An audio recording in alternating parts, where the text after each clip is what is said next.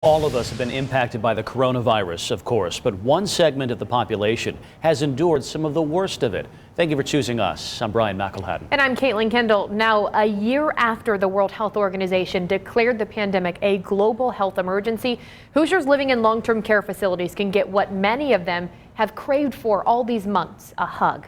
Here's Corinne. There she is. Even though he and his wife live 10 minutes away, Ed Reef is visiting his sister-in-law, Vicki Steckbeck, for the first time in a year. It's been a while.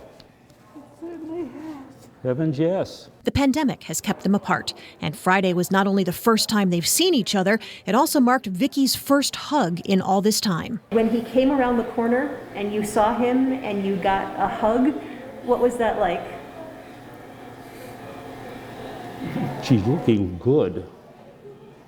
You know, the last time I saw her, I was hauling her off to an emergency room, and she didn't look too good back then. Overcome with emotion, Vicki said it's been frustrating only being able to talk on the phone about supplies she's needed or financial issues, so she's hopeful the pandemic continues to ease. If we could communicate more one-on-one. Ed agrees, saying with Vicki's low voice and his not-so-great hearing, talking on the phone was a challenge. It's been difficult, especially since I'm trying to take care of her finances, knowing what she wants, sometimes trying to figure them out, which I had a real fun time doing because we couldn't communicate back and forth too much, trying to find out what needs to be paid when, what bills are coming out. He says he'll be visiting more often now that he, his wife, and Vicki have been vaccinated.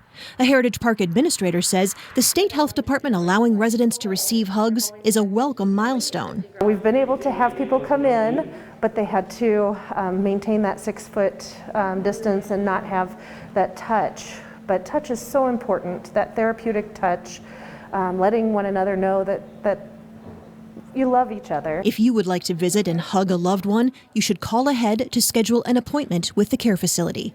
Corinne Rose, ABC 21.